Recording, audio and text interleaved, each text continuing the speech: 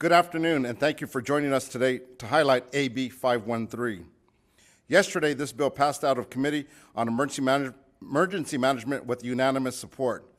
This legislation would establish the California Individual Assistance Act to be administered by Cal OES. All too often, FEMA and Cal OES have been unable to provide assistance to the most vulnerable communities when the disaster survivors have few paths to recovery.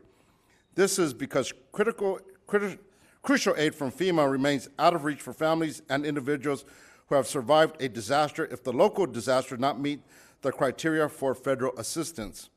As California does not currently have a program to provide aid, AB 513 would establish such to provide timely and direct assistance to families and individuals who would not be eligible for may or not warrant federal disaster assistance. Unfortunately, FEMA's individual assistance program prioritizes aid for major catastrophic and often determines local disasters in states that to be too minor for federal assistance. However, FEMA does not recommend that states establish an individual assistance program as is beneficial to those impacted by disaster. Several other states offer or have offered individual assistance following disaster, including Georgia, Arkansas, Mississippi, and Alaska.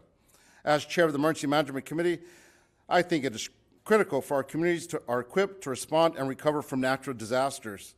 Seeing the aftermath of recent disasters and our communities' difficulty recovering solidified how crucial it is to establish an individual assistance program in California.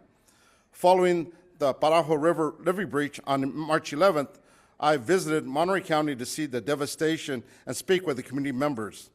At that point, they have received no federal assistance and felt they were forgotten. Unfortunately, President Biden approved a presidential major disaster declaration to provide relief for flooding and other extreme weather conditions. However, this relief was not approved until April 3rd, just shy of a month after the disaster. No community should feel alone or struggle to recover from a major disaster. Having an individual assistance program within the state will ensure a timely and effective response. In California, we often say that we lead the nation. However, in this case, we are not. We need to follow the lead of other states and the advice of FEMA to establish the California Individual Assistance Program. Communities should feel protected and have the ability to recover from a disaster as quickly as possible. Establishing the California Individual Act through AB 513 will provide individuals and families from being overlooked or forgotten about in the aftermath of a disaster. Next, I would like to introduce Speaker-Designate Robert Rivas to speak on this legislation. Speaker-Designate Rivas is a co-author of this measure and represents the 29th Assembly District, which faced extreme devastation following the Parajo River levee breach.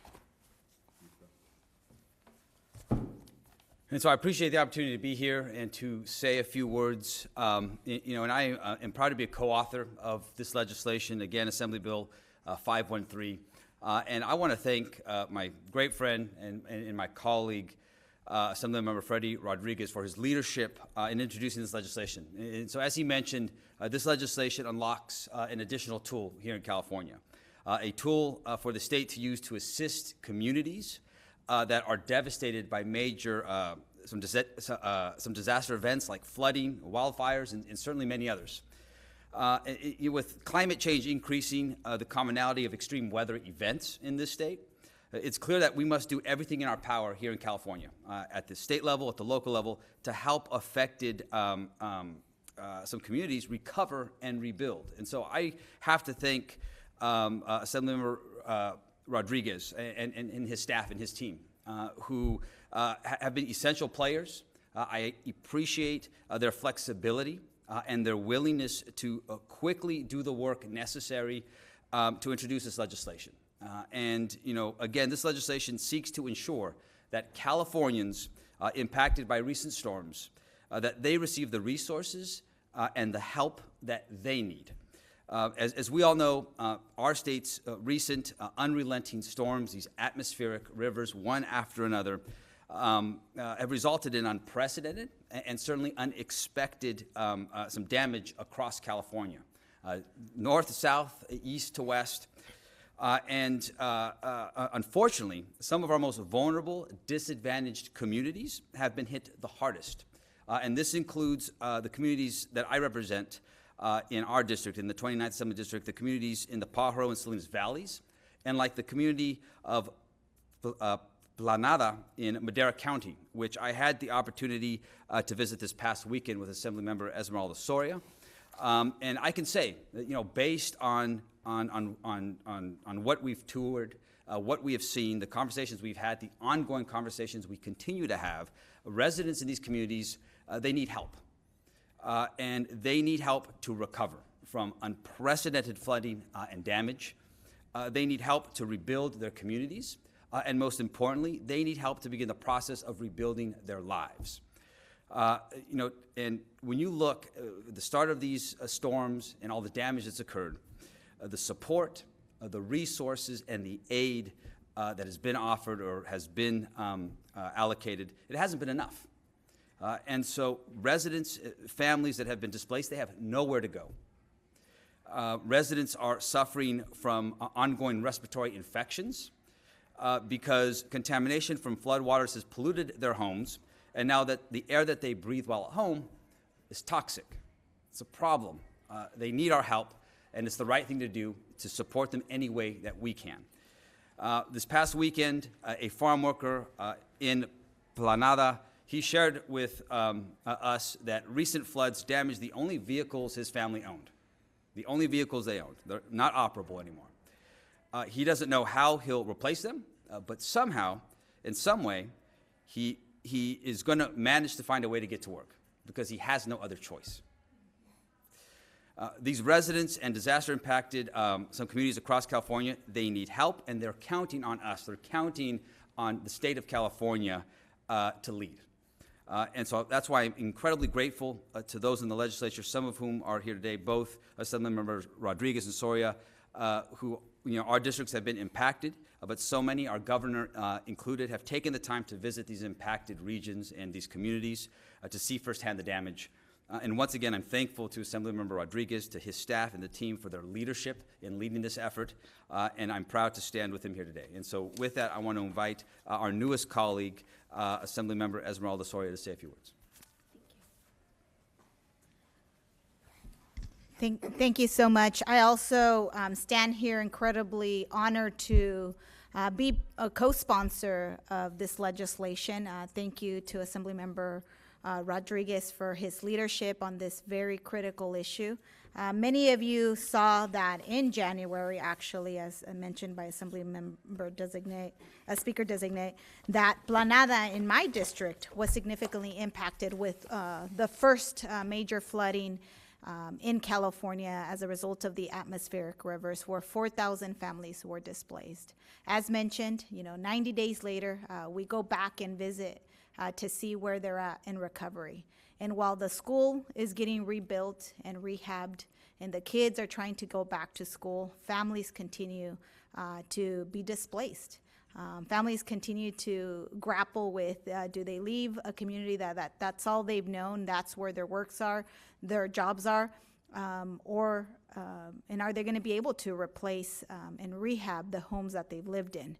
Many of them are renters, and so there's challenges there. But for those that are homeowners, also the challenges continue with the rise in, with the impacts of inflation, the rise of cost in materials, in labor. The help that is available to the state is not enough to allow them to be able to fully recover. I am grateful that this piece of legislation, AB 513, will be another effort to help those families that are in desperate need. And as they mentioned, Don Anastasio reminded us this past Saturday that it was not their fault that they flooded. In fact, I think that California should take some ownership for the fact that we didn't clear our waterways, that we didn't permit these communities so that we could mitigate some of the flood impacts, that we have failed in some of the infrastructure investments that could have saved families from this devastation. And all of what these families have done, they've worked hard, they've provided for their families, and yet they haven't received the help that they need. I hope that with these efforts, we can demonstrate to our residents, especially residents Assembly District 27 in the Planada area, that they do matter, and that the state of California is paying attention, and that their leaders are going to ensure that they receive the resources that they need to fully recover and get back to some level of normalcy. At the end of the day, these workers are essential workers as we designated them during COVID, and so we should be treating them as such. And so I'm grateful that AB 513 does that and will provide these resources that are clearly needed up and down the state, in the Central Valley, in the Pajaro and Salinas area as well.